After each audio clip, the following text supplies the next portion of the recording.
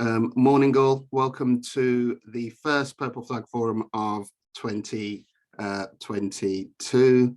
It's great to have you all here with us to discuss what is an important topic of taking the pressure off. And what I'm going to start by saying is that there are no surprises here, but our health services are under severe pressure. There have been multiple media reports that NHS trusts are forced to cancel operations, divert ambulances, leave patients on trolleys as thousands wait for treatment. Now, the thing is about these media reports is these media reports actually aren't new. This one in particular from The Independent, and there are lots coming from exactly the same time, are actually all reports from December 2019. That's 4 months before a pandemic was actually declared. So some of the challenges we're seeing around our health service is actually structural long-term problems, problems around an aging and a growing population, and also questions about whether health services are getting the amount of investment they need to catch up with a change in demographic. At the same time as these media reports were out, there were rumours of a new respiratory illness in Wuhan city circulating in China, and we know how that turned out. So by March, health systems across Europe went into panic mode when images from Italy demonstrated just how bad this illness was. In Lombardy, which I'm informed is an area which is quite wealthy and actually has a really well-funded, up-to-date healthcare system. And even that healthcare system just could not cope.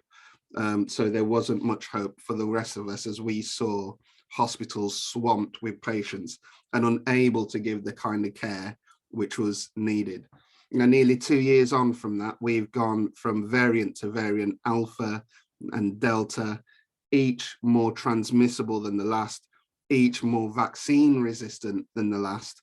And we arrive at the triple threat of Omicron, which in some circumstances is better than the others because it is more mild, but in other circumstances, it is worse in terms of the pressure on our health services.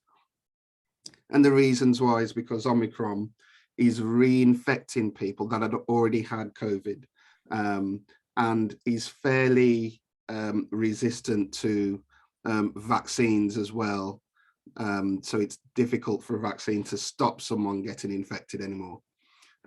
You have, because it is so transmissible, it is the steeper incline of hospitalizations, which just means there is a scale of people needing hospital treatment all at the same time, which is difficult for health systems to cope with.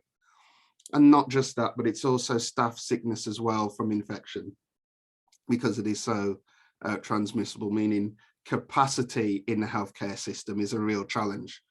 Health services across our network are feeling the strain this winter as a result, from Ireland, where they talk about staff illness, bed shortages, rising patient numbers, all in one go this winter.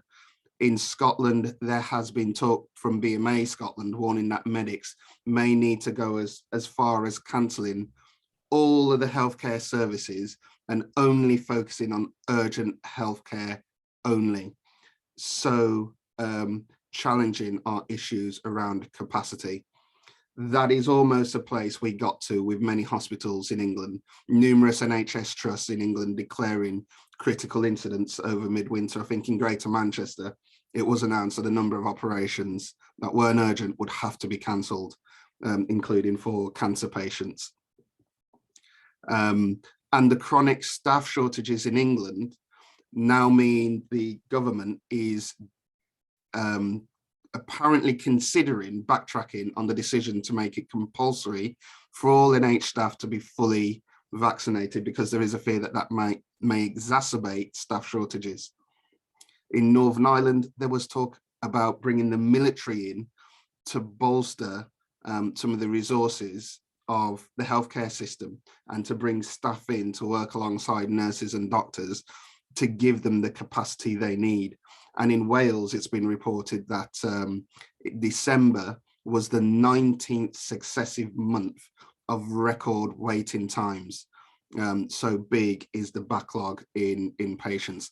And that's up 50% on pre-pandemic levels. So that's a flavour of what we're seeing across our network. And unfortunately, moving into a position, which we hope we are, an endemic rather than a pandemic, isn't going to be the end of the story, because I think, as the Wells story indicates, the challenges with our healthcare system over the pandemic are challenges which are only being stored up for the future, and are problems which are going to remain for a long time yet. There is going to be a backlog of things like people needing long-term care, people needing operations. In Ireland, we're nearing the 1 million figure for people needing, people being on a hospital waiting list, which is pretty scary for, in Ireland, a country which isn't vast, it isn't big in terms of population. So that figure is a big one when you consider the challenges, and it is no different across the UK. So why does any of this matter for the evening and nighttime economy? Well, firstly, there is that relationship between alcohol and pressure on accident and emergency. So this goes back, it probably goes back further than this, but it was ratified in 2015 by an article in the Emergency Medical Journal, which found in cities in the UK, on weekends, what you would find in some cases, over 70% of all A&E admissions were alcohol related, over 70%, which is a massive figure. And so you immediately see what relationship alcohol has to accident and emergency. Now, the challenge with this is that this drives perceptions that this is about the nighttime economy, and I'm not sure that's necessarily fair and true all the time. And if anything demonstrates why that isn't necessarily fair, I think it's what we've experienced over the pandemic, where we've seen news stories like this from The Independent in Ireland, oceans of alcohol being consumed during the pandemic, and even this from the BBC for England and Wales, alcohol deaths highest for 20 years in England and Wales. And that's during a time where much of our nighttime economy has actually been closed during that period, or at least closing early. And so the question is this always about alcohol that is consumed as part of the evening and nighttime economy in our town centres? Or is this about people drinking at home in unregulated spaces without supervision? So some of this may indeed be about perception, and perceptions do matter. They matter for the health of the industry. And we know this because of the tough restrictions the industry has seen during the pandemic. A well-managed, heavily regulated industry such as the evening and nighttime economy has seen some of the toughest restrictions throughout the pandemic. And you usually find places like nightclubs being the first to ask to close and the last ones being able to reopen again throughout the pandemic. And that is partly about a perception and almost a lack of trust or understanding between government and the industry, which is something that needs to be dealt with. So these perceptions do matter, and we do need to deal with them. But it's not just about perception. We do have some actual challenges we need to get our heads around. We know that because of some of the restrictions, because of the damage done to the industry, there are real challenges at the moment in the nighttime economy with regards to staffing and skills, and that staff churn is contributing to a lack of skills. And where we get really concerned is if new people coming into the industry have the skills, have the awareness to deal with things such as vulnerability, to act as a buffer to people ending up having to rely on emergency services, whether police, whether hospitals. And so that is something which we do need to address. So whichever way we look at it, there is work for us to do, especially at a point where our health services are under more strain than we've probably ever seen before.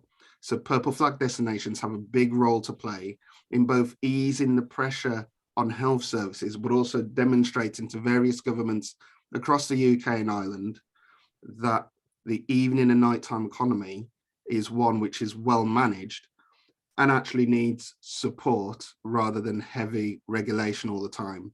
So that's what we're here today to discuss. So today's Purple Flag Forum, we'll explore the role of triage and mobile health services which are deployed in Norwich. And I'm sorry, Mike, it's not Leicester you're going to talk to us about.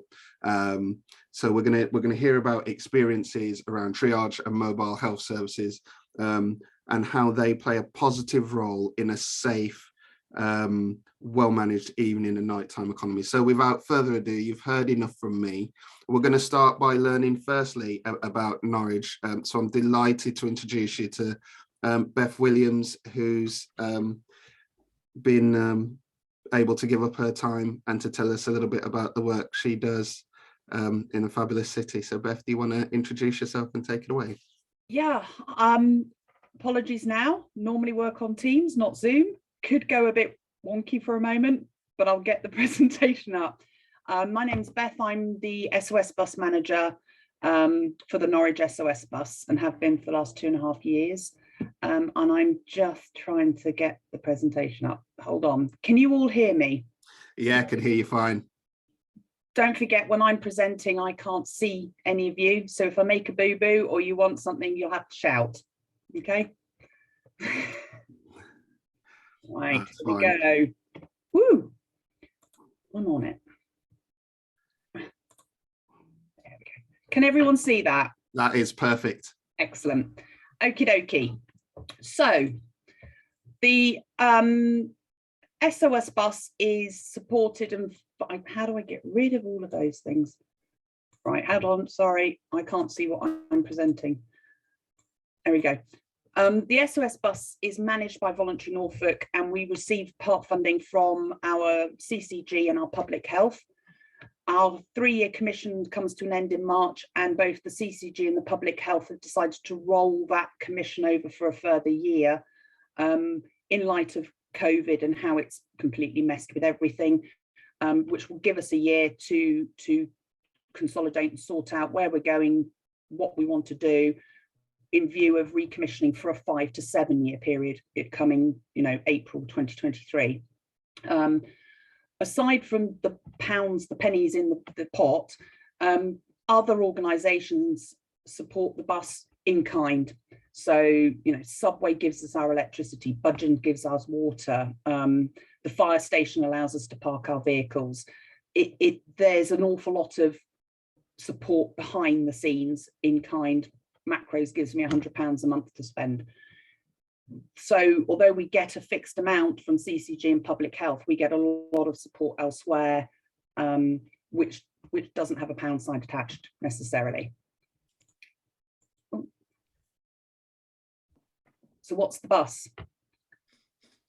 It's a safe space. That's ultimately how we publicise ourselves to the people of Norwich. It's a safe space, and although it's, if your well-being is threatened by injury and illness and injury, basically we say, if you need help in any form, come to us, and we'll figure it out. We'll help you. Our core remit, though, from that funding from the CCG and public health, is to prevent unnecessary A&E visits, ambulance call-outs, and to free up police officer time. That's why we get that money. How do we do it? We do it through a team of volunteers. On a typical shift, there's 9 of us. Everyone is a volunteer apart from the paramedic and the security, which we contract in. We would normally have a support vehicle driver on shift, but we're currently trying to raise funds to buy a new support vehicle. And I'll come on later as to the implications of us not having this vehicle. We put a first aid team and shift support, a volunteer, in the vehicle, and we go out and respond to calls for help from venues, the police, the public. But I'll come back to you on how that's impacted on our data a bit later on. Our clients, pre-COVID, red flags pretty much came up from pretty much all over East Anglia for a night out. COVID restricted that down. We're seeing that expand back out. What I haven't got on the map is the whole of the UK, where we may have clients because they're down from Manchester for a stag night, or they're come up to Norwich for a football. This is just the localised population and who we care for. We ask everyone who comes on the bus, what would you have done if we weren't here tonight? What would you have done? We've got a book, we write it in. And these are some of the comments that I've just pulled out for the last sort of year or so. Some are fun. My mum would have been well stressed. Some of it's a lot more serious. He'd have got me. That was a stalking victim who was crawling around on her hands and knees in a car park. And rather than thinking I'll call the police, she just ran to us. She knew she'd be safe with us. I'd have taken the pills. It was a serious suicidal individual. We were able to prevent that. I'd have just gone home. That was an assault victim, serious sexual assault victim. One of the shift support standing outside the bus just got that uh-oh feeling when she saw her, intervened, said, are you all right? Do you want to come sit down? If we hadn't been there and we hadn't stepped in, she'd have just gone home. She wouldn't have reported it. She wouldn't have received medical care. So although some of them are fun, others, there are real life-changing moments for people when it comes to the bus. Numbers, data, I've sort of color-coded things. Pink is pre-COVID. This weird orangey color is COVID. And then this is this last financial year. Overall data still enables us to give trends, but obviously COVID has messed with longer term trends. The average number of clients seen on the bus is 600. So in the last 21 years, the bus has probably helped well over 12,000 people to be safe and to receive medical care and just look after visitors in Norwich. The data going forward, as I've said, I've color coded it. I will talk you through some of the anomalies that have sort of popped up, but on the whole, it gives a fairly decent picture of what we do. So where do our clients come from? The majority of them are from the public. They self-refer. Their mates bring them down. They come themselves. Pre-COVID, when we had our support vehicle, nearly a quarter of our referrals were from venues. So they'd ring us up or they'd radio us saying, we've got this person, intox male, can you come? And that's when the team would go out, assess, and 9 times out of 10, bring them back to the main bus to be cared for. At the height of COVID, the risk assessment said I couldn't send my teams out, and then we lost our vehicle. So this shows in that massive reduction in venue referrals, because there's no point then ringing us if we can't come. It's picking up a bit as the venues have realised that if they can get the client to us, and door staff often do, bring the client to us, we will then care for them. With regards to the police asking for help, they've clocked on that we can help, and they're bringing a lot more people down now, walking them down or putting them back of a police car. So we're seeing an increase in police referrals. The one area that I would love to see greater numbers is ambulance, the ambulance service. When we do get a referral, it's because the team, the actual crew on the ambulance knows of the SOS bus and knows we can help. This is not sort of central, this is not from control. And I think we can do more on that one. So no, it hasn't prevented an ambulance call out, but it will do is prevent an A&E admission and free up that ambulance. So they'll ring up saying, we've got an intox female, she's not medically at threat, she doesn't need to go to A&E, mum's on the way, can you look after her? Yep, and we take them on. And that's an area that really would love to push up the numbers so that even if an ambulance has been called, we can at least stop that A&E admission. The reasons for needing the bus, our bread and butter is intoxication, drug or alcohol, and they're either injured or they have a medical condition. That's been the same and hasn't really changed through COVID.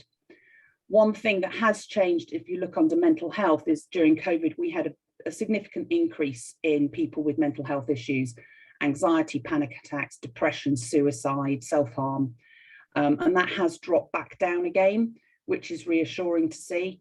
But it definitely, we felt that we felt we were doing a lot more mental health care than we would typically have to see. This injured and medical section can be subdivided to people who slip, trip, fall, walk into lamppost, fall off a wall, those sort of things.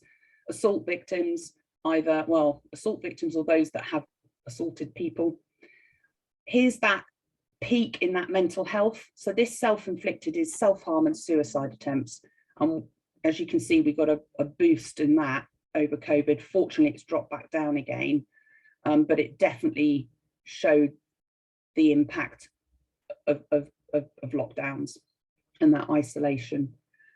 I am not entirely sure why people stopped slip, tripping and falling during COVID. I have no idea. It's just an anomaly of the data. On the right, medical conditions, we had a peak, we've had a rise and it's dropping again. And we think that this rise in people coming to us with medical conditions was because of the lack of ability to get to see their GPs. They didn't want to go to A&E, you know, they were advised not to go to A&E and walk-in clinics. So these are the people who knew the bus had a paramedic on board and would ask about the rash they've had for 3 months, or the lump that came up on their elbow last week, or their ankle hasn't healed after they sprained it 6 weeks ago. And we think that that medical condition will drop back down again to pre-COVID levels once people are able to access healthcare. I'm not sure how long it'll take, but that's what we think that little blip is there. Once we've helped the clients, where did they go? We've made a really hard concerted effort in the last 6 months or so to get people home in a safe space. Previously, it would be if someone said, well, I'm going back out to the club, or we're taking him back to the club, we wouldn't argue that. We've made a concerted effort to try and get people to not continue their nights out, not to just go wandering off. And you can see that in the data. We've really pushed the numbers going back to a safe space, their mates or home, and dropping this continued night out. Because one of the things we had in COVID especially was people would come to us highly intoxicated, we'd sober them up, get them safe to get home, but they'd go back to the club and get re-intoxicated and come back to us. Or they would miss their taxi or something. So we've worked really, really hard to try and encourage people to please, we've looked after you, time to call it a night. And that's shown also in the left against advice. That's really down now. People are listening more to us when we give advice, how to look after yourself, how to stay safe. With regards to this peak in hospital, people going to hospital after they've been with us, this is not necessarily that people are more seriously ill. In part, it's a reflection on the supply of my paramedic on shifts. So the paramedic company has been struggling to supply paramedics. We can run if we've got first aiders, but those first aiders are not paramedics. They're not able to put steri strips on or use wound closure glue and assess and decide, can this client safely go home? So this increase in hospital admissions or going to A&E is probably a reflection of the service and what our resources are on any given night. But it does show the importance of having a paramedic and being able to do that triage and those basic medical care things, closing wounds. Going to the police does not mean all of those clients got arrested. It invariably means that actually by the end of the shift, we've exhausted all possibilities of getting someone safe, somewhere safe. And we're coming to the end of our shift. We're worried about their safeguarding, and we've called the police to ask them to help take over and take care of that person. If someone comes to you and they are intoxicated, they have no phone, bag, wallet, shoes, they are literally standing up in the clothes they're wearing and nobody knows them, we will do our best to establish who they are, get contacts, but we're not always successful. And that's where the police does come in to provide that safe space when we have to leave at the end of the shift. Supporting the ambulance service and the A&Es, these are numbers, not percentages. These are the numbers of A&E visits prevented and the number of ambulance call-outs prevented. We ask every time someone comes on, if we haven't been here, what would you have done? And they'll say, I would have gone to A&E, I'd have called an ambulance. Same with door staff and the police. These numbers are lower, and that in part possibly is to do with the less number of clients we've seen, because these are numbers, not percentages. I think these will go back up, but they will eventually crawl their way back up to pre-COVID levels, where we're fairly effective at preventing A&E and ambulance service call-outs. The last part of what we have to do is free up police officer time. And I've never really been sure how to quantify that. It's quite a vague thing. So what I've done is I've looked at the 78 clients that the police brought down this year, this financial year, so the last 9 months. And I looked at how long they were with us, the minimum stay, the longest stay and average stay, and the total hours it took us to care for those people. I think this is as close as I can get to demonstrating freeing up police officer time. That, you know, a police officer wouldn't necessarily spend 2 hours, 45 minutes looking after an individual client, but we definitely do allow those police officers to get back into patrolling the city centre. It also means that police officers, because they don't have that medical training, where they would typically call an ambulance, they can bring that person down, we'll do it, frees them up. They're not waiting an hour, hour and a half, 2 hours for that ambulance. A lot of the 0 to 15 minutes clients probably didn't want to come down to us. The police made them come down to us. And the moment the police have gone, they're off, they're out, they've gone. The 15 to 30 minute ones, these are typically the assault victims that just need to be checked over the paramedic, patched up and either sent home or advised to go to A&E. Anything beyond half an hour is typically intoxication. And depending on how intoxicated they are, will depend on how long we have them for. These longer weighted ones, these ones that, you know, well over 2 hours, invariably it's not just intoxication, it's we don't have any ID, we don't have a phone, or it's just waiting for them to sober up enough to be able to put their pin in their phone for us or to tell us who they are. So this is my best guess at how we free up police officer time. Another set of data that hadn't traditionally been collected and we do now is what we call the passing trade, the public. We offer flip-flops, foil blankets, condoms, bottles of water, hats, gloves, phone charging.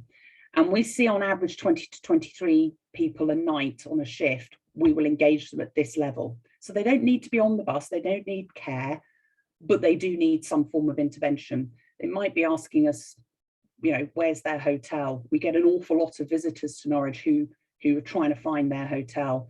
And that's the sort of engagement we do. It's not fully out of the kindness of our hearts.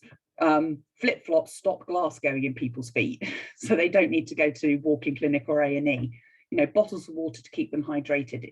This is about safety. It's about ensuring that they stay safe, they have a good night out. You know, everyone wants a good night out. And if your shoes are rubbing you and shredding your heels, a few plasters will mean you can continue your night out.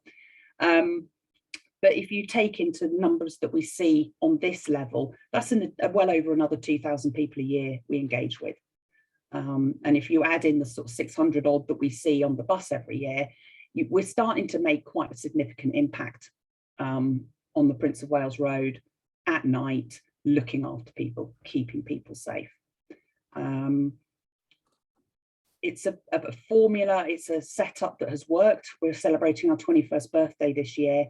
It works, it runs. We've got challenges on funding, we've got challenges on reaching harder to reach groups of individuals. COVID has put pay to our engagement with the street homeless and the sex workers. We've lost all engagement with them. We'd like to start bringing that back in again, slowly but steadily, which is where the public health money funding came from.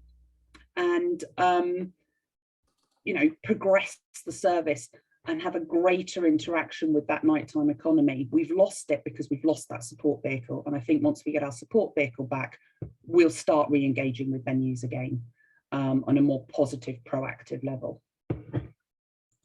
And that's it. Thank you.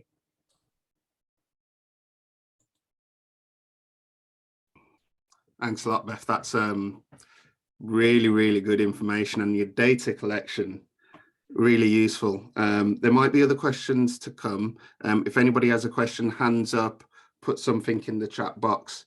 If you want to ask it now, fine. If you want to wait till the round table, fine. But I'm just going to throw something at you quickly, Beth.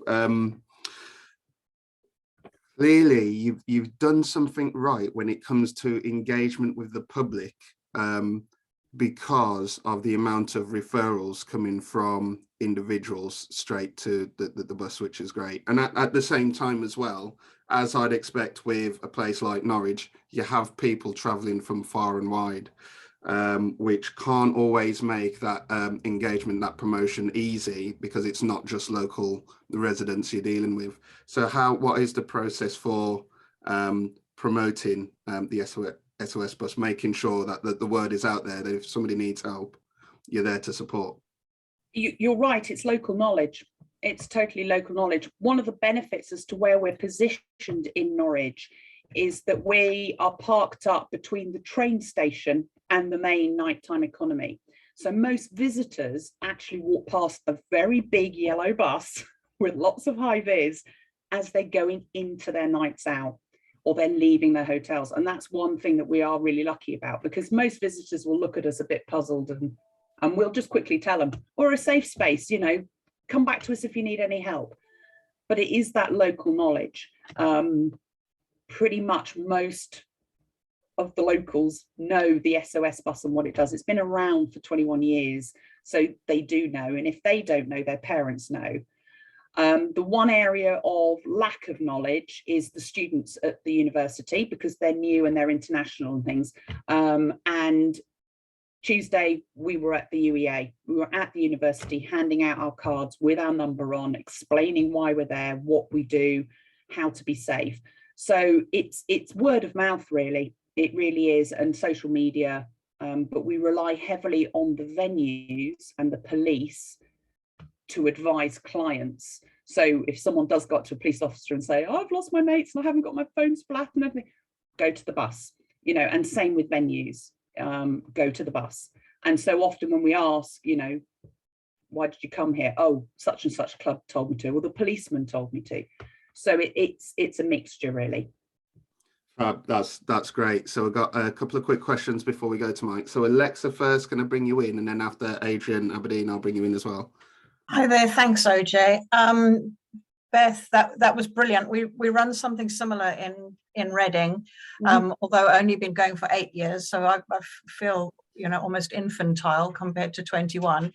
How often are you on? Ours are on Fridays and Saturdays. How often are you guys around? Yep, so we're contracted by the CCG to run 104 shifts a year, which happens to be 52 times 2. So Friday and Saturdays. I, at the moment, can only run Saturdays and the last Friday of the month, payday weekend, because of lack of volunteers. So we're really struggling to build those numbers up. We were low before COVID hit, then COVID hit. And, you know, a lot of people have reassessed their lives. Do I want to stand out in the pouring rain, helping people at 2 o'clock on a Sunday morning? We are recruiting back up again, and our plan is that come April, we'll go back to Friday and Saturday nights. We'll get back there. But it is what it is. The police were asked, and the venues were asked, which day do you want? You've got a Friday or a Saturday, which one? And they all plumbed for Saturdays. So that's what we responded to that and said, okay, Saturdays and last Friday of the month because of payday. So we work very closely with our street pastors and our local church, which is where our service is based out of. And most of our, well, all of our volunteers come through that avenue. So, you know, if you're not already looking at that, that might be a good option for you. Yeah, thank you. Thank you. Well, and Adrian. Thanks, OJ, and thanks, Beth. That's really impressive what you're doing in Norwich. Quick one, Beth, you speak about the stats and the data. Do you get support from NHS Norfolk? I'm assuming it's NHS Norfolk in Norwich, and Norfolk Constabulary. I'm assuming that's the police locally. Do these people come in at a kind of strategic level to give you support? Because I notice, and it's commendable, it's word of mouth, the local Bobby is passing on detail, blah, blah, blah, has information, etc. about this wonderful service. But how do you impact at that kind of level? Do you get that kind of support from the organisations that make your job that bit easier, or is that still work in progress? That's work in progress. Good answer. Sunil, can I bring you in, and then Karen, and then we'll move to Mike. Yeah, thank you, OJ. That was a great presentation. Obviously, a lot of good stuff happening down there. A couple of questions. The volunteers, are they fully trained? What kind of training do they have? Do you step up, or would you like to step up the service during the sort of the busiest times, i.e. Christmas, when obviously more people are out and about during the week? The other thing, in terms of referrals, you've got your taxi companies or taxi marshals and the like, so that there's a way of actually getting that referrals improved. The other thing about you talk about the challenges of funding. I think if you were to sit down at some point and spend maybe a couple of hours looking at the number of officers that you've helped and multiply their time, their hourly time, as well as the A&E time, that there is a kind of way back quite a number of years ago, maybe Karen would know this, that there was a kind of, not necessarily a formula, but there was that monetizing the amount of money that you're actually saving the NHS, the police and other services. So, you know, that should be quite an easy one for people to understand and say, actually, you're doing a great job. It's not just about you guys being out, you know, and thanking you, giving you a pat on the back, but actually doing a great job and helping all the services around. So the volunteers, the paramedics are paramedic. First aiders are St John first aiders. So St John's do all their training. The shift supports of the SOS bus volunteers, they all have a basic level of training. And what we're hoping, thanks COVID for putting this on hold, but what we're hoping going forward is that they get that enhanced training and engaging with our other charities around us. So the Matthew Project will deliver the drugs and alcohol awareness, Leeway will deliver the domestic abuse awareness, Doorways will deliver the sex exploitation awareness. And they were all perfectly primed and set up to run in April when COVID hit. They're all going to come back online, and those volunteers will gain that training that's been held in sort of limbo. The engagement with regards to our local hospital and the police, yes, that data is valuable to be able to put a pound sign. It is. To date, though, certainly recently in the last 3 years, we have only received funding from our CCG and public health. That's all I can say. We don't receive pound signs, pounds, pennies in the pot from the police, the ambulance service, the hospital. We don't get that support at the moment. I think we were discussing this the other day in a finance meeting, and one of the bizarre problems we have is that because the bus has been a fixture in Norwich for so long, it's almost part of the furniture. It's kind of almost taken for granted that it's there and it'll do what it does. And it's almost like re-engaging with those organisations and the venues to remind them of what exactly we do and how we help, reigniting that willingness and wanting to support and engage with us, because we literally are part of the furniture. You know, there's a big yellow bus in that Beth bus stop I think people have ceased to almost be excited by what we do, and that's down to us as Voluntary Norfolk to re-engage and reignite. And part of that comes from our birthday celebrations in April. You know, we want to celebrate with their 21 years, but we also really want to highlight what we do. And the data, and then the data and the number crunching is vitally important.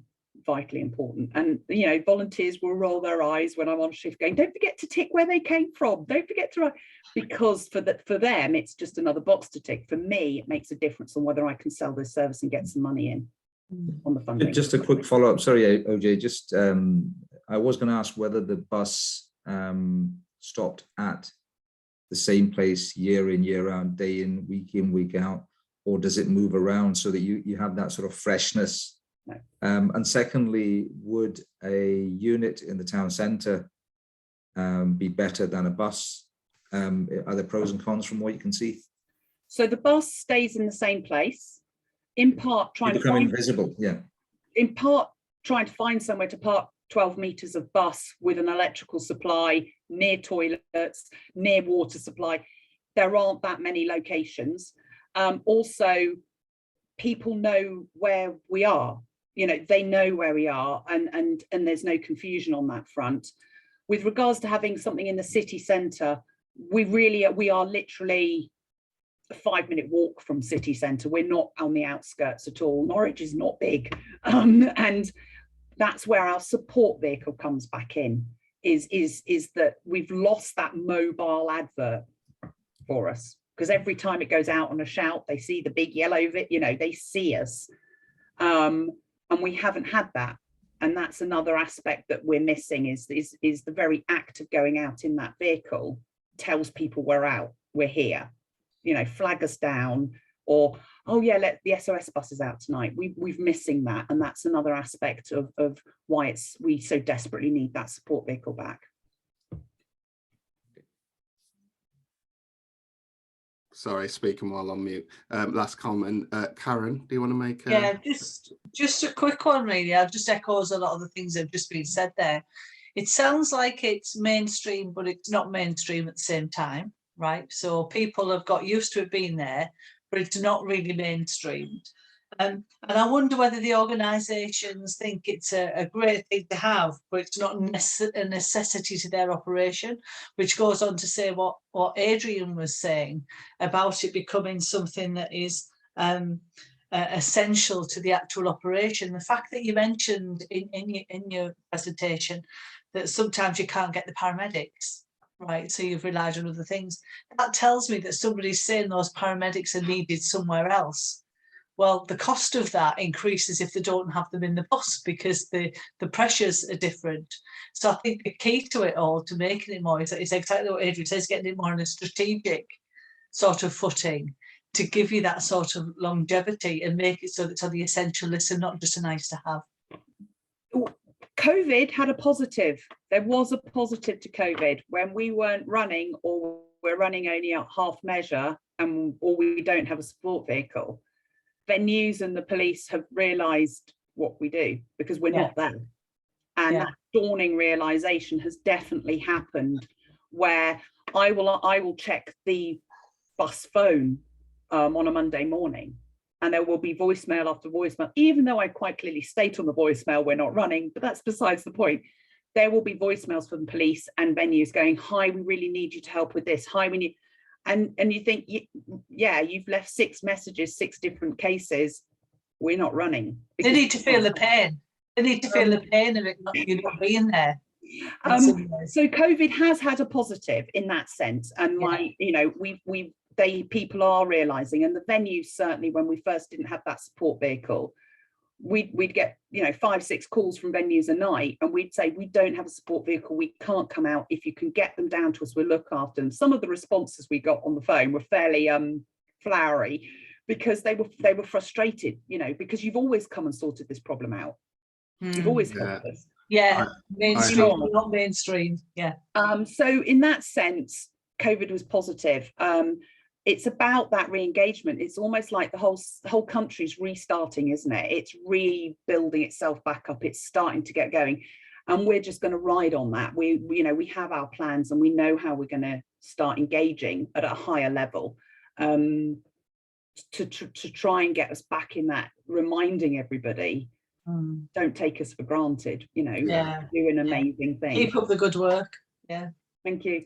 That's brilliant, Beth. That's really useful. Great insight. Without further ado, Mike Perkins, can I bring you in to this? I'm so sorry I got it wrong, because it's not Leicester now. It sounded on the phone like you said Wigan, but actually, have I got that wrong? Is it Wigston?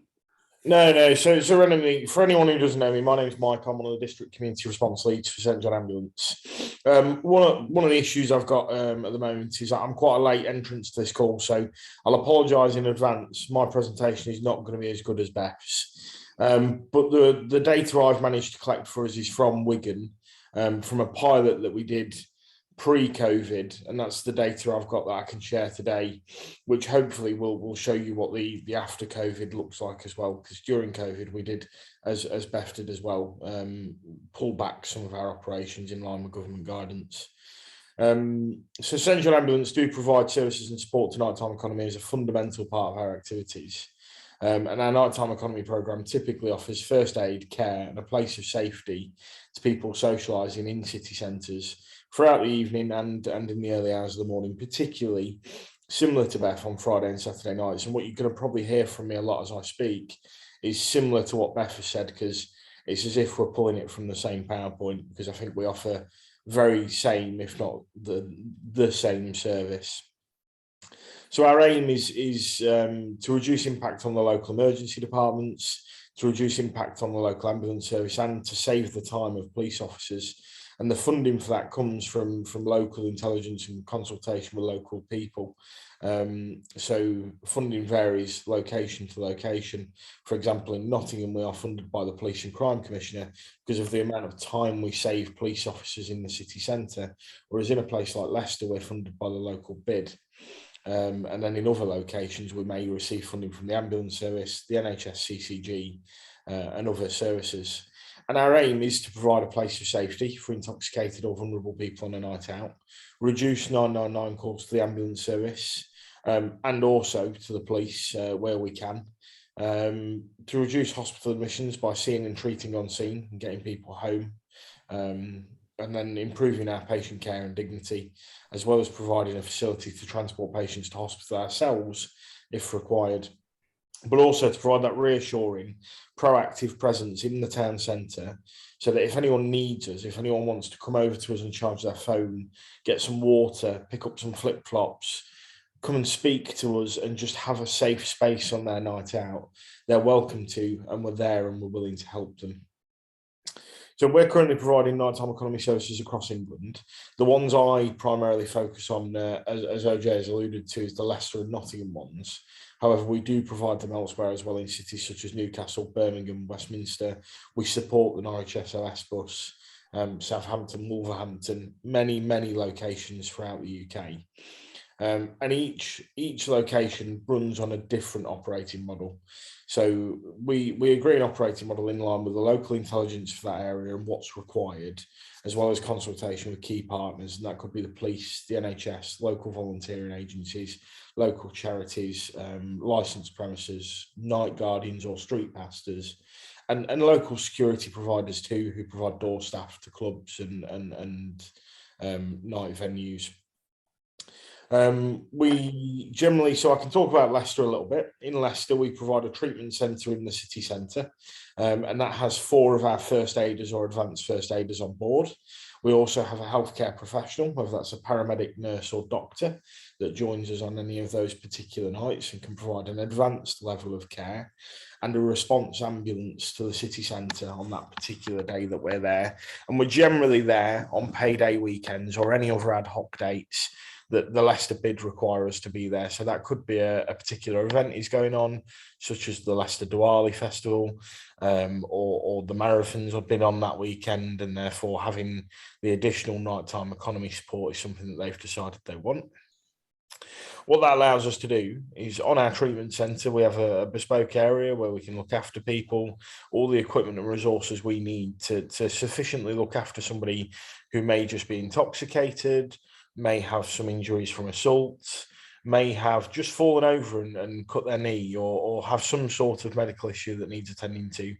But also we have things like power to charge phones, hotspots to give people data if they require it, so they can connect their Facebook Messenger group and text their friends. But a place for them to also, across from us, we work with a local taxi company. They can come and sit and wait for their taxi in a place that they feel safe. Ultimately, when we have a medical complication or a medical issue that requires admission to A&E, rather than getting an ambulance down, we supply an ambulance to take on that role. So where we're taking people onwards to A&E, we provide that conveyance with one of our emergency ambulance crews. What that also gives us is, rather than just using them as a conveying resource, as Beth alluded to in her presentation, we do go to calls in the city centre as well. So in both of those cities, Nottingham and Leicester, we're on the City Watch radio network. We support the police, the local street pastors, door security staff with anything that they might require, whether that be that they've got an intoxicated person that they're not sure is having a medical episode or not, whether they've got somebody who's been assaulted and is actively bleeding and they don't have the tools and resources to deal with it. We will, if we have the availability, go down and try and solve that problem. And if not, we have direct communication with the ambulance service in order to arrange resource for them. So where we also get intoxicated people, we do deal with substance abuse occasionally, and we have all the resources to provide some additional monitoring until we can get those people into A&E as well on board these treatment centres, which means that anybody, no matter their issue, can come to us and we will find a solution for them, whether that be that we care for them and discharge almost immediately because it's an issue that we've been able to see, treat and send them away, whether we deal with them as a patient for a couple of hours, and that's normally our intoxicated patients. They can stay with us for 2, 3, 4 hours. And while they come in a position where we're holding them up and seating them in a seat and popping a bottle of water in their hands and catching their sick as it comes towards us, 3 hours later, they're walking off home because they're now safe and they're with their mum or their dad who's come to fetch them. And they're now in a position where they're fully able to look after themselves. As far as sort of our reporting is concerned, so the case study I have in front of me is from Wigan. Now this was an overview of some reporting that we did during our first year in Wigan, and we calculated savings of approximately £20,048 in a year, and that's savings to the NHS. So that'd be the ambulance service call-outs and the ED admissions. I can send this on to people. Unfortunately, I usually use Teams and Zoom has really let me down today. And because I think I've signed up for accidentally a free account, it's not allowing me to share my screen. It's pretty much not allowing me to do anything. I'm surprised I've got a profile picture. But I can send this case study on to people, and essentially it gives you a little overview of what their likely destination would have been, what the presenting complaint was, and what the discharge route was. And when you look at it, actually, our primary discharge route is either we take them to A&E because they need some additional monitoring and care, or there's a problem that actually is too big for us to deal with at scene and needs that specialist hospital care, or we return them to home or activity. And as has been alluded to for the Norwich SOS bus, home is the best place for people sometimes, because if they come to us intoxicated and we sober them up 2 hours later and send them away, if they then continue to drink, we're then going to be in that situation 2 hours later and they'll be back with us seeking that care again. And obviously the likely destination, the figures I have in front of me, the primary ones are they'd call 999. They'd go and seek help from a very young age, people are told to go and seek help from. You call the police, you call the ambulance, and particularly in the cities I work in, Leicester and Nottingham, we're very central. People see us as they go out. So we're next to two of the very prominent taxi ranks. So as people get a taxi into the city centre, they see us, and then halfway through the night, they'll be back with us, seeking some form of our care, whether that be to support them whilst they're intoxicated, support them with an injury, charge their phone, provide them some water, or similar. I've not got too much prepared, and this is primarily because I'm a late comer to the meeting, but very similar service we provide to what Beth has explained during the Norwich SOS bus PowerPoint. And I think Beth alluded to the fact that some of her first aiders are provided by us as well. And that's part of our nighttime economy provision, is we may not have to provide the whole lot. If there's another service that is providing the paramedic and the support staff, we can provide part of that service to the local town centre economy, or we can provide the whole lot to that local town centre economy. I'm more than happy to send on this case study, and I'm more than happy to answer any questions at all. But yeah, that's about all I've got. So if there's any questions, let me know, and I'll try and answer them the best I can.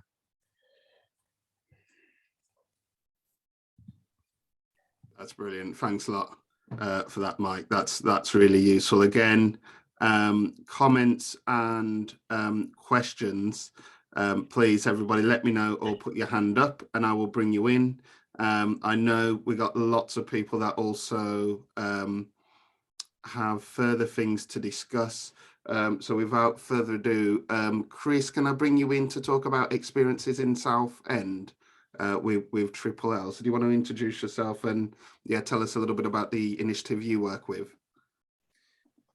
Yeah, good morning all. So I'm standing in today for Simon Ford, who I assume most of you are aware of, Head of Community Safety at Southend. So I work within his department as his operations coordinator.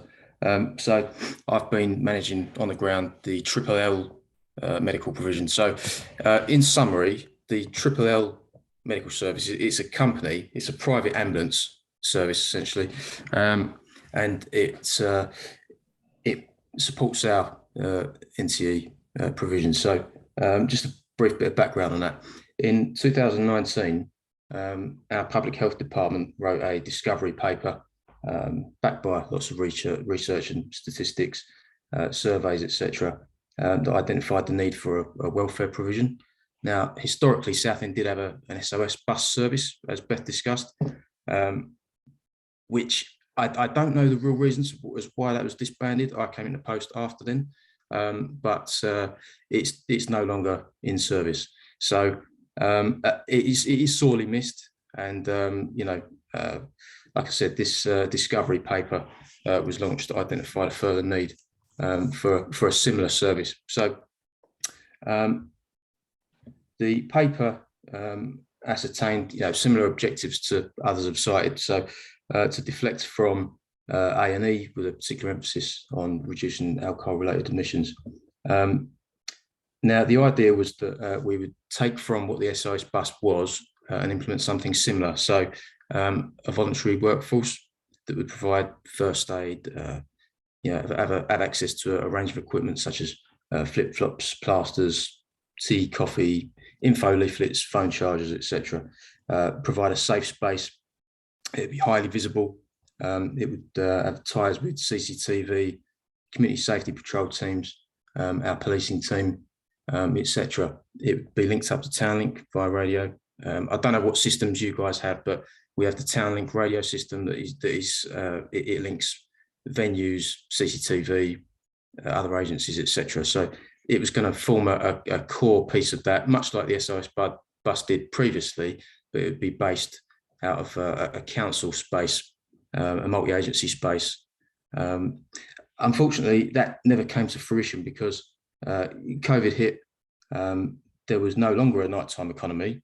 So at the time that this was discussed as being implemented in the near future, everything closed down. And by the time that it was starting to re-emerge, which I think was that latter half of 2020, we actually found that the talent pool, the volunteer pool had dried up. We cited various reasons for this, such as COVID-related anxiety, particularly with older volunteers, which previously with the SOS bus had formed a quite major part of the workforce there. The volunteer workforce consisted of a lot of older people who were quite anxious about returning to those duties, and also volunteer fatigue.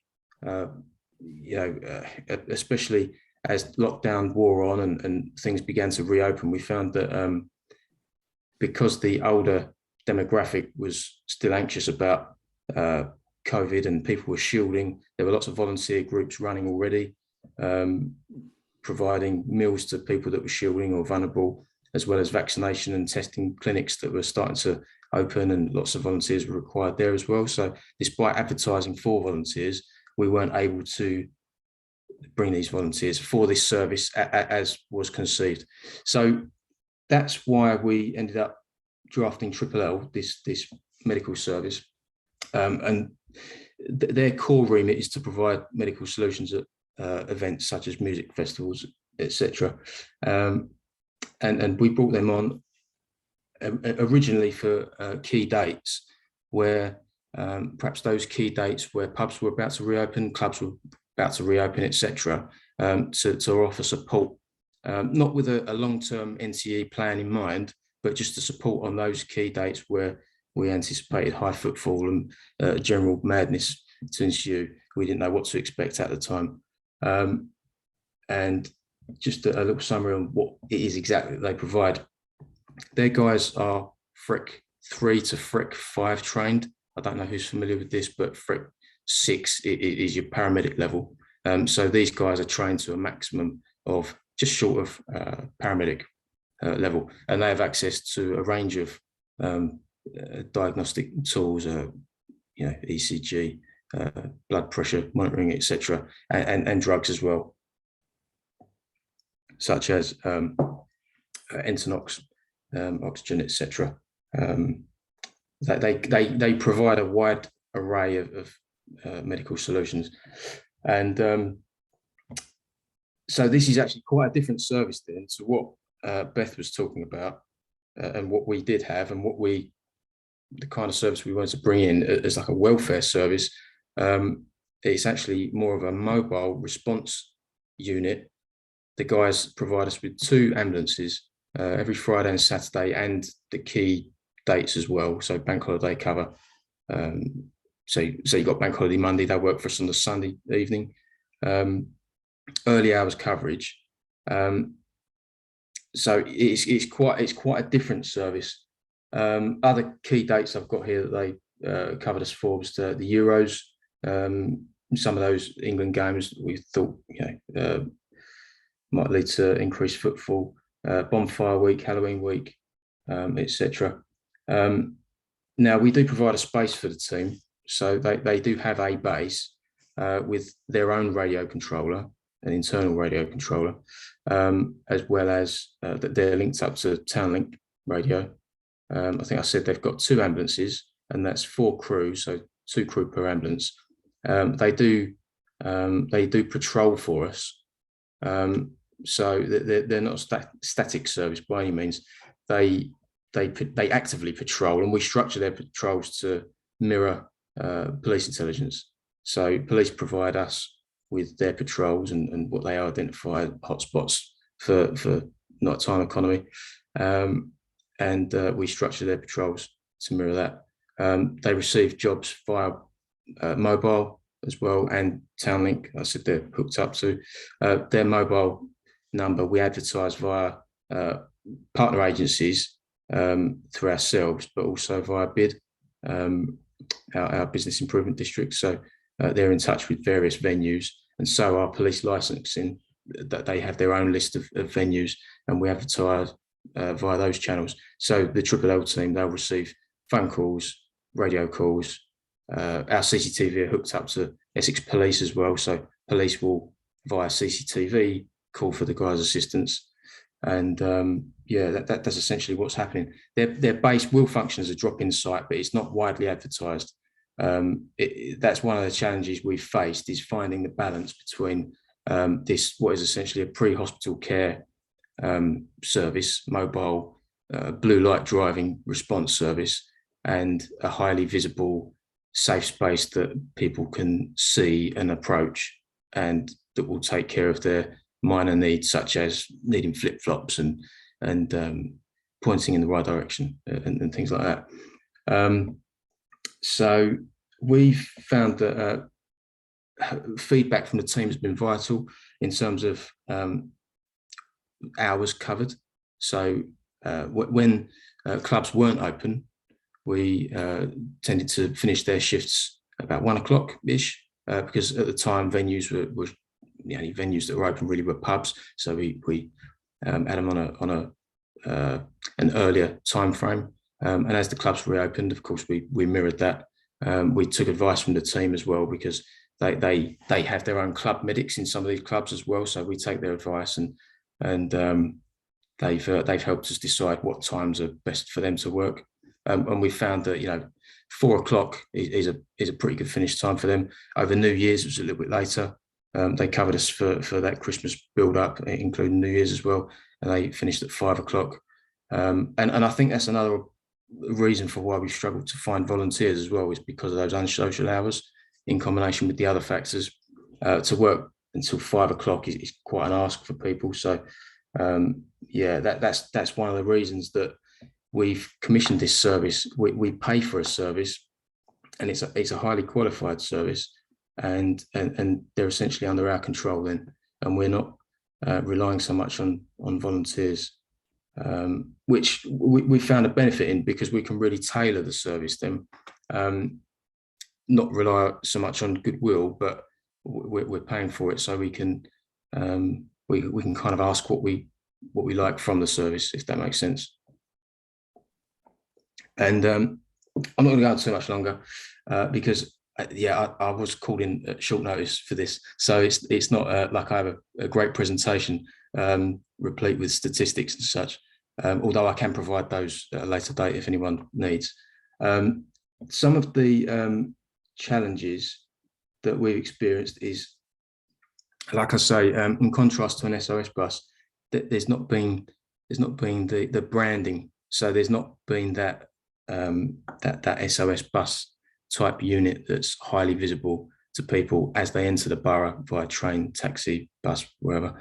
And so that's something that we might, if we have the service commissioned for the rest of this year, that's the kind of thing we'd look to include, perhaps, is either changing to a high street base for the service, or hybridizing it so that perhaps we have one ambulance and one foot patrol that's more visible in the town centre. But one of the advantages we found is, because Southend as a borough, its NCE hotspots are quite far apart. They're quite distanced. I don't know if anyone knows Southend, but we've got Leigh-on-Sea and its hotspots there. In fact, it's got two separate ones. We've got Old Leigh, and then a place called the Broadway, and we've got Westcliff as you move further east, and then a couple of miles further east, you've got Southend Town Centre, and there are some other smaller NCE spots elsewhere. We found that the ambulances can cover that distance very quickly and treat on site, and deflects from A&E that way. That's one of the real advantages to having the double ambulance service there, as opposed to a static service. Just a very quick example, or two examples I've got here, of the type of or the type of assistance they provided. We've got on one occasion, the team responded quicker than an NHS or East of England ambulance could respond to a serious arterial bleed sustained by broken glass. They stemmed the bleeding and potentially saved a life. Another one, potentially life-saving, was when they found a patient that was suspected to have overdosed. They administered naloxone, anti-opiate medication, and again possibly saved a life. So that's the kind of impact that they can have when they respond quickly to incidents that could be right across the other side of the borough, so not strictly town centre based. And because they're able to offer this quite deep range of solutions, they don't have to call an ambulance on many occasions. So they can close wounds, they can monitor a person, let's say, who's intoxicated and collapsed, and where a member of the public might call an ambulance, they can say, no, they're okay, sit them up, talk to them for half an hour, discharge them on site. And that could potentially be, right, not just in the town centre, but beyond the outskirts. And that is essentially it, but I'm open to questions. Chris, that's great. And one of the things you've answered for me, and it goes back to Sunil's question, is it feels to me like there's different avenues in terms of to the level of mobility of any sort of medical or triage service such as this, from the static empty unit, which you could possibly convert into some form of help centre, to such as the SOS bus we have for Norwich, which while mobile, it tends to be in the same place all the time, to something which is ultra mobile in terms of the service Triple L is offering. And after listening to that and understanding Southend's geography, because I've been there a number of times, and obviously as a coastal town, things do tend to be fairly spread and dispersed, is that it can be down to the geography of the particular area. So whereas Beth is looking after a city where actually most things are concentrated in a city centre that isn't too big, then actually being fairly static is not a bad thing and everybody knows where to go. But when you have an area which is far more dispersed, there is a need to bring those services to people rather than stay in the same place.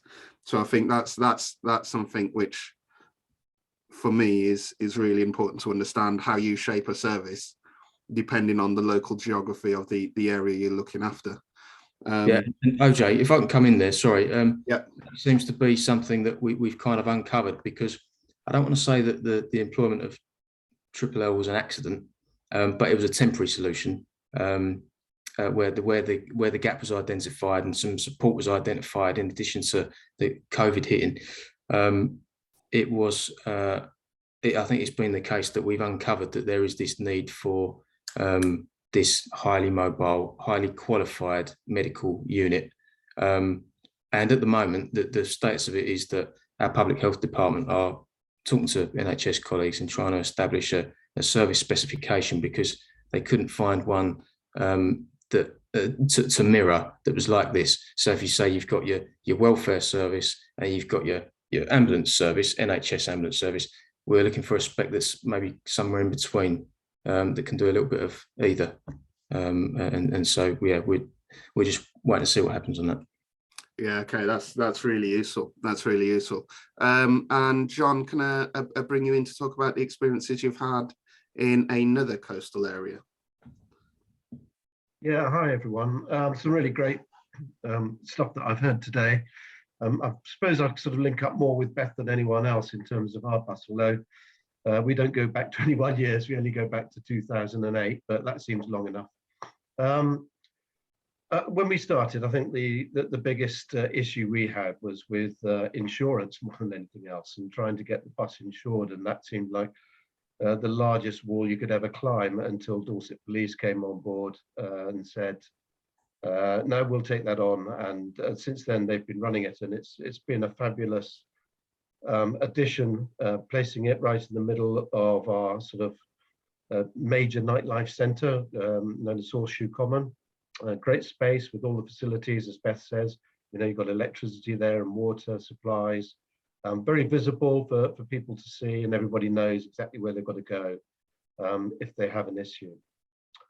I suppose as time has gone on, my biggest regret now is that we've got an amazing space and some idiot decided to put wheels on it, because we really struggle to get drivers. You know, they're normally police led, and getting someone to drive the thing there in the first place is actually really difficult. And in a way, for me, worse still is getting them to drive it out. So the bus gets left there during the day, and it, you know, it doesn't look great actually until it's in its nighttime environment. So volunteers as well, I think similar to Beth, and particularly after the pandemic, I think we found that the volunteers that were readily available there seem to have gone, and re-recruiting at this point in time has become quite difficult. So yeah, it's a great unit. Over that period of time, we've been able to show, I mean, I don't have any data for you, but we've been able to show, probably similarly to Beth, the result it's had on reduction of A&E, even to the point where ambulances have been diverted to the safe bus that were en route to A&E, and have arrived at the safe bus because there's a first responder on board. They're radioing through, you know, do you have a lot of business at the moment? And you know, if the answer is no, I'm fine, then that accident, it'll sort of be an outreach accident, an emergency service, which really shows, you know, what the value is of that unit. Sadly, we do seem to be caught, and I don't know if anyone else has this issue, in some sort of slightly political trap, in the sense that our support for medical care on the bus is South West Ambulance Service, but the people who benefit from it are NHS in the hospitals. So the ambulance service really aren't seeing any sort of funding result from what they're providing. But the NHS is saying, well, we have it, but we don't have to pay for it, so we want to keep it there. And somewhere further up the line from me, and I'm talking quite a number of scales higher, there's a discussion being had about, you know, where we're going to sort this and where we're going to resolve it. I think to the point, and just out of interest to say that we're looking at other possibilities. So fixed units, potentially church-led. We have a town pastors team, and obviously they're around town and they're very much involved and they do use the safe bus. So trying maybe to find a situation where we can combine the safe bus and the town pastors home in one. And we have some possibilities that we're looking at there. Also a sort of slightly off the edge madcap idea that I've been having since the PCC have offered some funding that could give me a startup for using empty shops as a place to set up a safe unit. So that would be not just offering the safe unit, but maybe having something that's more sustainable, a cafe, potentially using it as a charity shop, so selling charity goods with its sort of zero VAT and rate relief. So that would be potentially more sustainable. The difficulty is how you brand that. Do you make it a safe place, or do you make it a charitable cafe and a no alcohol venue for the evening? So lots of ideas that we're just starting to explore, and I just threw that one out there for anybody who's thinking, well, I can't do a safe bus. Maybe that is an opportunity that we've got to move something forward. That's about it, really. You know, it's developed over a period of time. It's still operational, but unlike Norwich, the safe bus in Bournemouth won't be back out until April. And that shows you the problem of funding and the problem of the volunteers and the problem of drivers. It needs really strong support, and we keep going at it through the local council and through other means. But at the present time, that's where we sit with it. We will have it back in the spring, and we will have funding for it in that period, for the same period as Beth, so 2 nights, Friday and Saturdays. And of course, it's quite interested in the triple L as well, because that came up recently on another meeting, and maybe there's a solution there to look at, because we've now metamorphosed from Bournemouth County Council to BCP, Bournemouth, Christchurch and Poole. So we have a wider area that we need to look at, even though Bournemouth is the central nightclub zone. So sorry, but some ideas maybe thrown out there, and a little bit of background on what we've done since 2008. Thanks, OJ. Thanks. I mean, from what I've heard, I cannot see why, if you're a town or a city with an active evening and nighttime economy, why you wouldn't have a service like this operating, given the obvious benefits it has to everyone, both those who are using the evening and nighttime economy and need that support, police, maybe sometimes ambulance, hospitals, NHS, etc. And maybe one of the things we need to do at a national level as ATCM stroke Purple Flag is to see what coordination we can offer, what support we can offer to make sure that those discussions are happening strategically, so that the support is there locally. Because clearly there's just a benefit to doing things like this if it does, at the end of the day, save money, save resources, and keep people safer. I haven't heard any argument as to why you wouldn't do this.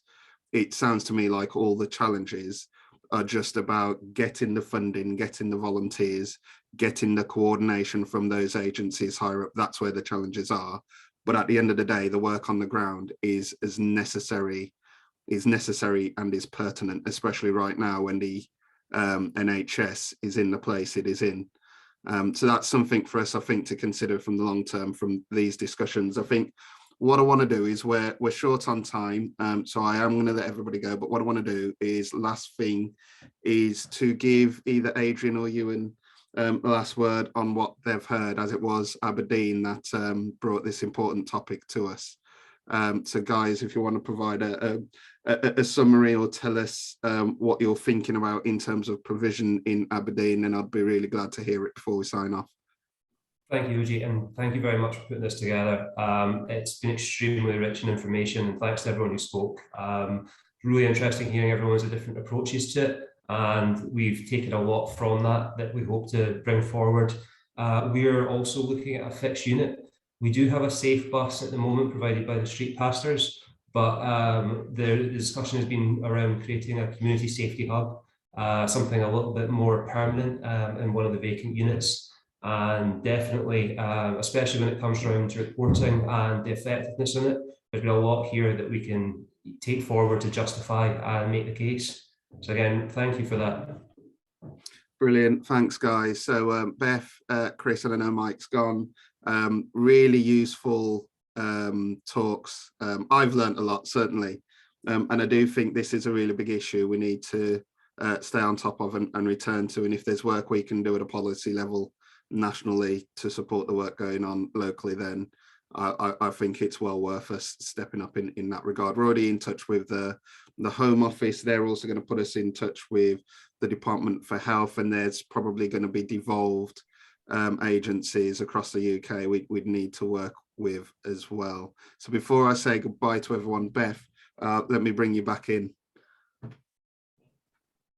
Just very quickly, I think certainly for me, for a long time, I wanted a central point for safe havens, SOS bussy, what this sort of level, what we do, and to have that central forum, because frequently I think individual organisations, projects are reinventing the wheel over and over again. But listening to you guys coming from a very different angle, you're right, it is that higher level collective voice saying this has been tried and tested and it works. In whatever form, be it a little trailer on the back of a 4x4, a 12-metre yellow bus, a shop front, mobile like Triple L, it works. It works on so many levels. And you're right, why wouldn't you want this? And it's not, I suppose for me, it's not the lack of trying. It's not that we're not invested in our service. What we have is long-term funding problems and getting the commitment from those that benefit to support us to continue to do the work we do. And I think this forum is another really good in for us on the service providers as a way of getting our voice heard higher up. So yeah, thank you. Absolutely, and I can see from some comments coming in that everybody agrees. And you know, it's frustrating when funding is the primary problem, when from what I've heard, if that funding is there available, then you save much more money further up the chain because people aren't clogging up A&E when they don't need to. So that the funding should actually, it's a no-brainer. You put the money where you can do the most good, and everybody benefits as a result. So I think for me, this is, whether it's work with Parliament, whether it's work with government departments, whether it's work in terms of doing more to bring people in this field together to have those conversations, I think this is clearly an area we can do much more on. So I think through Purple Flag, that's exactly what we should do. So thank you everybody for your input. That's been really useful. This recording will be going out to everybody across the Purple Flag network, and we'll be going to the Home Office as well, and we're hoping Department for Health will take it up. I look forward to speaking to you all again very soon to continue what is clearly an important discussion. Thanks a lot, guys. Have a good rest of your Thursday.